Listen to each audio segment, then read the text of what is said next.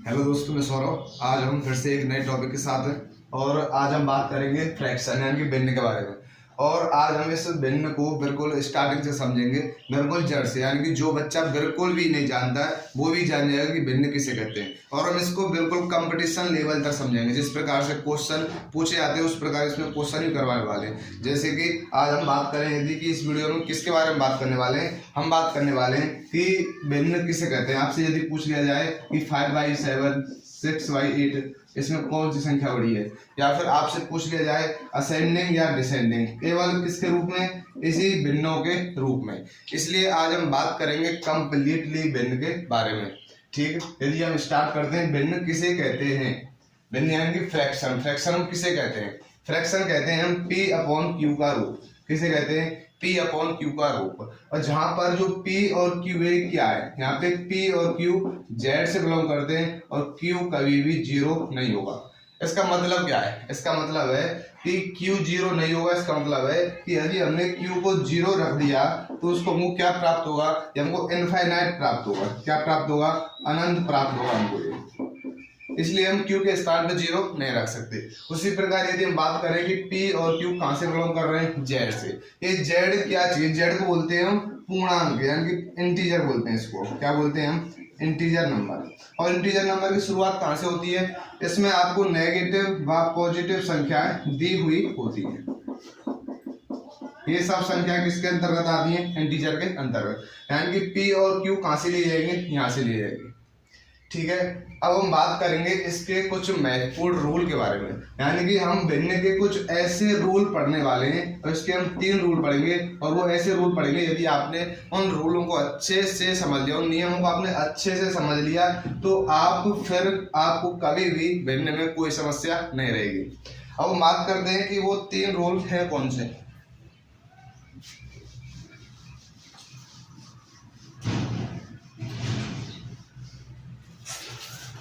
यदि हम बात करें फर्स्ट रूल के बारे में, फर्स्ट रूल क्या है, लेकिन उन रूल से पहले आपको एक चीज ध्यान में रखनी है कि यहाँ पे जो P/Q थे, यहाँ पे जो P/Q थे, इस P को हम क्या कहते हैं? अंश बोलते हैं हिंदी में, और इंग्लिश में क्या कहते हैं? न्यूमरेटर। न्यूमरेटर यानी कि अंश, ये आपको मालूम होना चाहिए। और जो Q है इसको क्या बोलते हैं हम? डेनोमिनेटर। डेनोमिनेटर हिंदी में बोलते हैं इसको हर। ये आपको ध्यान में रहे, क्योंकि हम इन्हीं के आधार पे वो 3 नियम बताने वाले हैं। और फर्स्ट नियम क्या है?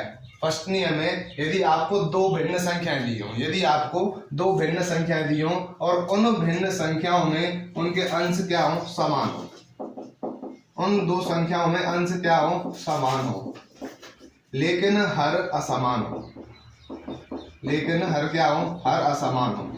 तो क्या करेंगे? हाँ, हम ऐसा एक एग्जाम्पल लेते हैं, जैसे जिसमें अंश समान होंगे, जैसे 5/7 और 5/9। इसमें आप देख सकते हो दोनों भिन्नों के क्या है? इसमें अंश समान, यानी कि न्यूमरेटर इनके क्या है? इक्वल है। न्यूमरेटर इक्वल है और डेनोमिनेटर क्या है? अनइक्वल, यानी कि बराबर नहीं है। इस कंडीशन में आपसे पूछा जाएगा कि इनमें से कौन सी संख्या बड़ी है। तो आपको क्या करना है कि जो हर असमान है और जो हर आपका छोटा होगा वही संख्या क्या होगी? आपकी बड़ी होगी। यानी कि जो हर आपका छोटा होगा, जो हर आपका छोटा होगा वही संख्या क्या होगी? बड़ी होगी। यानी कि इसमें से कौन सी संख्या बड़ी है? 5/7। उसी प्रकार आपका सेकंड रूल क्या है? सेकंड रूल है, यदि आपको 2 भिन्न दी हुई हो, 2 भिन्न हो, लेकिन उनमें आपके अंश असमान है, अंश असमान है, लेकिन हर क्या है? समान। लेकिन हर आपके क्या है? समान। उस कंडीशन में आप क्या करोगे? जैसे एग्जांपल लेते हैं। एग्जांपल क्या लिया? जैसे 7/9 6/9। इस कंडीशन में आप देख सकते हो इसके डेनोमिनेटर तो क्या इक्वल है, इसके जो हर है वो इक्वल है, लेकिन जो इसके अंश है, न्यूमरेटर है, वो क्या है? असमान है। इस कंडीशन में क्या करना है? जो अंश आपको बड़ा दिया हुआ, जो आपके पास अंश बड़ा है वही संख्या बड़ी होगी। दोनों में डिफरेंस क्या है? दोनों में डिफरेंस ये है कि यदि हर असमान है, यदि हर असमान है, यदि हर असमान है तो जो हर छोटा होगा वही संख्या बड़ी होगी। लेकिन यदि अंश असमान है तो जो अंश बड़ा होगा वही संख्या बड़ी होगी।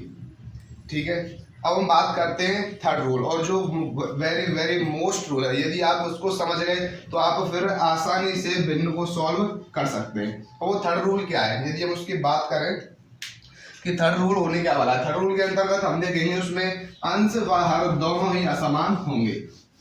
थर्ड रूल में क्या होगा, अंश व हर दोनों ही असमान होंगे। उस कंडीशन में हम कैसे ज्ञात करेंगे कि कौन सी संख्या बड़ी है। जैसे एग्जांपल 5/7 और आपसे पूछ लिया जाए 9/11 और आपसे कहे कि इसमें कौन सी संख्या बड़ी है। क्यों, इसमें आप देख सकते हो इसके जो न्यूमरेटर है वो भी अनइक्वल है और जो इसके डेनोमिनेटर है, जिसके हर हैं वो भी असमान है, दोनों ही असमान है। तो इस कंडीशन में आपको क्या करना है कि आपको जो आपको नीचे हर दिए हुए हैं, डेनोमिनेटर दिए हुए हैं, इनको आपको इक्वल करना है। क्या करना है, इनको आपको इक्वल करना है।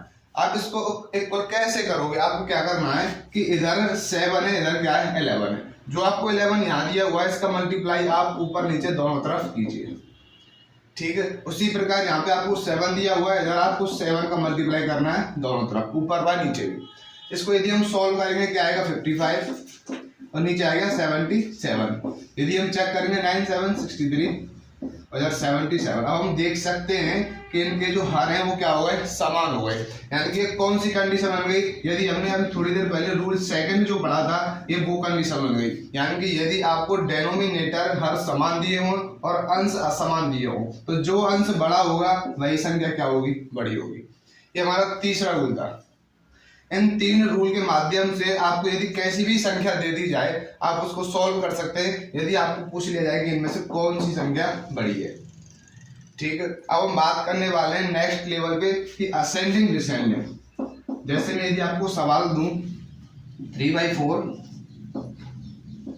5/6 4/5 7/8 ये आपको संख्या दे दी, 4 संख्या है और आपको कहा है कि इसको आप आरोही क्रम में या अवरोही क्रम में व्यवस्थित कीजिए, आरोही व अवरोही क्रम में व्यवस्थित कीजिए।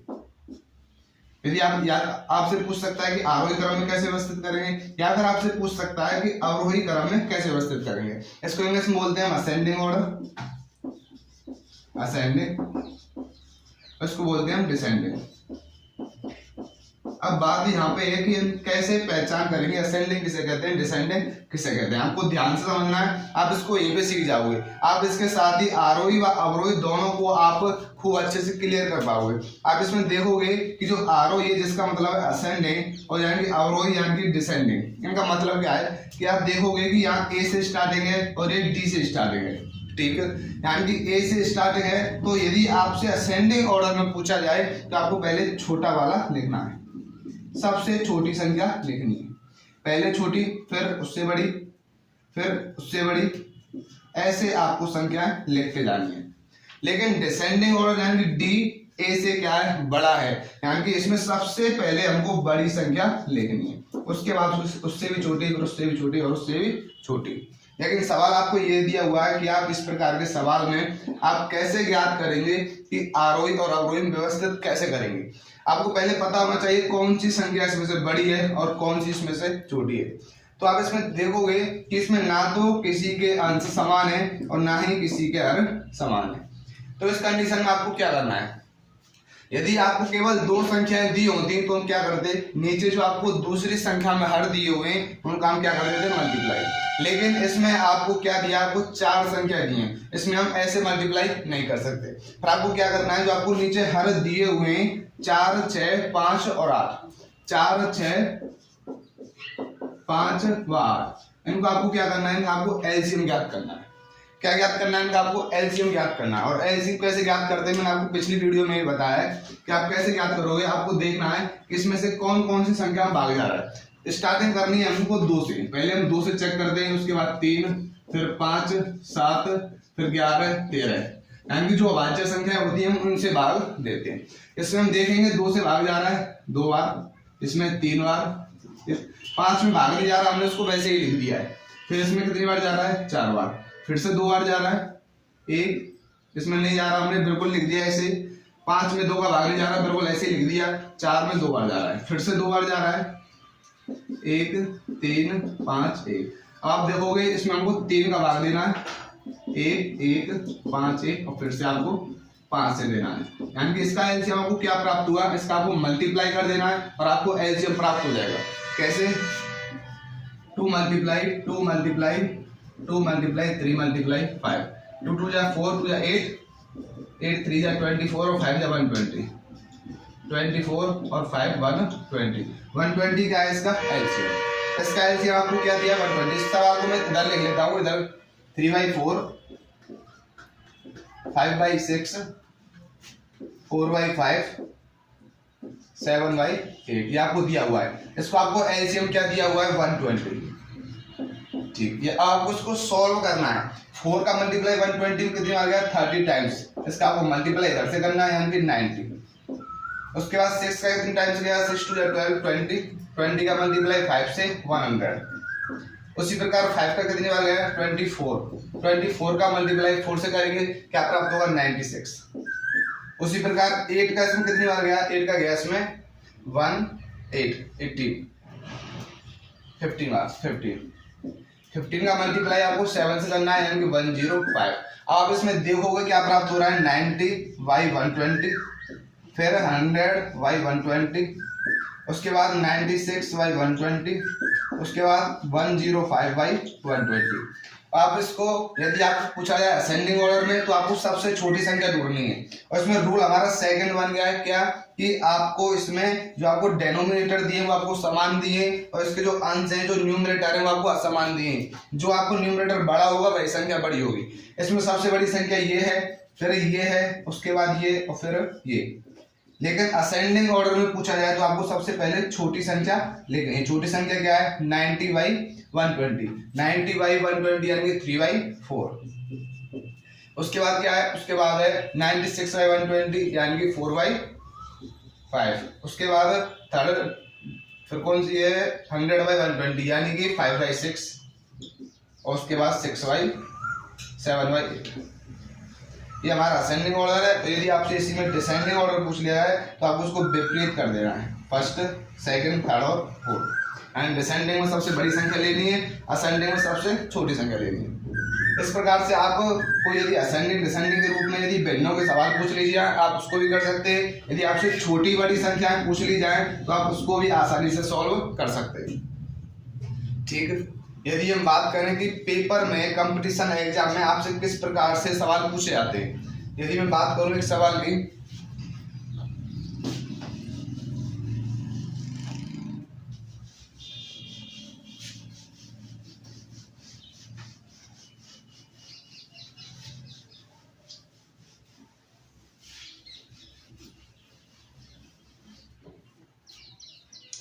कंपटीशन आप ऐसे भी सवाल पूछा जा सकता है बहुत ही सिंपल, लेकिन उसको आप कैसे कर पाओगे। जैसे आपसे पूछ लिया 5/7 5/18 5/9 5/12, आपको बताना है इसमें से कि सबसे छोटी संख्या कौन सी है। ये पूछ लिया जा सकता है। अगर आपसे पूछ लिया जाता है कि इनको आप बढ़ते क्रम में व्यवस्थित करें या फिर इसको आप आरोही करें, इसको आप अवरोही करें, आप इसको कैसे सॉल्व करोगे, उस कंडीशन में आपको फिर से वही विधि अपनानी है। आपको इसमें देख सकते हो इसमें आपको सभी अंश आपको समान दिए लेकिन इसके जो हर हैं वो आपको असमान दिए। तो आपको सीधी सीधी कंडीशन कौन सी लगानी है, रूल फर्स्ट आपको लगाना है। रूल फर्स्ट में यही था कि यदि अंश समान हो हर असमान हो, जो हर सबसे बड़ा होगा वही सबसे छोटी होगी और जो हर सबसे छोटा होगा वह संख्या सबसे बड़ी होगी। यानी कि सबसे बड़ी संख्या 5/7, फिर 5/9, उसके बाद 5/12 और उसके बाद 5/18। इस प्रकार से आप आसानी से सवाल कर सकते हो। यदि आपसे पूछ लिया जाए जैसे 6/4 7/4 8/4 11/4, इस प्रकार से आपको सवाल पूछ लिया जाए, आपसे कह दिया जाए इसको आप डिसेंडिंग ऑर्डर में व्यवस्थित कीजिए, अवरोही क्रम में व्यवस्थित कीजिए। डी यानी कि आपको सबसे बड़ी संख्या लेनी है और सबसे बड़ी संख्या इसमें क्या होगी 11/4। क्यों होगी, क्योंकि इसमें आपको सभी हर यानी कि सभी डेनोमिनेटर आपको समान दिए, न्यूमरेटर आपको असमान दिए। इसमें आपका रूल सेकंड पहला होगा, रूल सेकंड यानी कि जो अंश बड़ा होगा वही संख्या बड़ी होगी, फर्स्ट सेकंड थर्ड और फोर्थ। तो यही आपसे असेंडिंग ऑर्डर पूछ लिया होता तो आपको विपरीत कर देना है, फर्स्ट सेकंड थर्ड और फोर्थ। इस प्रकार से आप भिन्न से संबंधित आसानी से सवाल कर सकते हो। लेकिन आपको इस भिन्न में एक और टाइप से सवाल पूछे जाते हैं, उसको आप यदि समझें ध्यान से कि आपसे कैसे सवाल पूछे जाएंगे।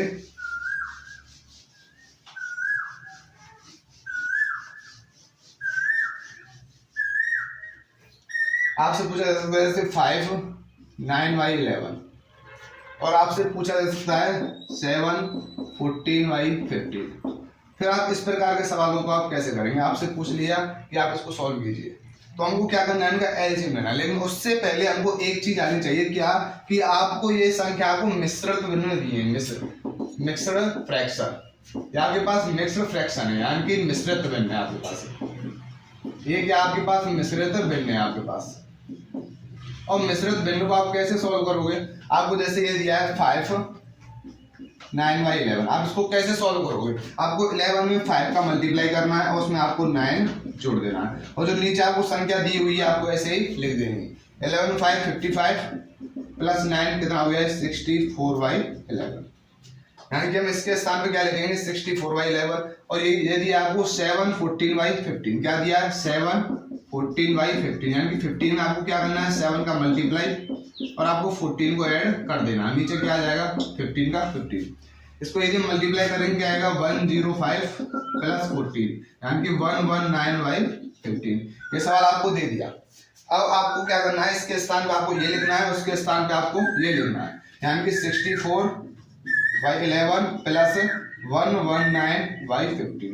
और आपको फिर से उसी प्रकार से आपको जो थर्ड रूल दिया था, जो आपको रूल थर्ड में आपको भी कराया है, उस विधि से आप इसको सॉल्व कर सकते हैं। कैसे, आपको 11 दिया है, यहाँ पे 15 दिया है, यानी कि आपको केवल दो संख्याएं दी हैं, तो आपको ऊपर नीचे 15 का मल्टीप्लाई कर देना है और यहाँ ऊपर नीचे 11 का मल्टीप्लाई कर देना है और आपको सॉल्व कर देना है। कैसे सॉल्व कैसे होगा, यदि हम बात करें 64 और 15 का क्या आएगा 15 4 60 90 96 अपॉन में क्या आएगा 15 का मल्टीप्लाई 11 से कीजिए। 15 का मल्टीप्लाई 11 से क्या आएगा 165 प्लस में क्या दिया आपको 11 का मल्टीप्लाई करना है 11 9 99 11 20 और 13 अपॉन में वही संख्या आएगी 165। और आपको इसमें क्या दिया है, हर समान है अंश असमान है, आप इसको आसानी से जोड़ सकते हो। 099 036 3912 और ये आपको सॉल्व कर देना है। ये आपका क्या आएगा। दोस्तों यदि आपको हमारा वीडियो अच्छा लगा हो तो लाइक करें, शेयर करें, अच्छा सा कमेंट करें और हमारे चैनल को सब्सक्राइब करें। Thank you.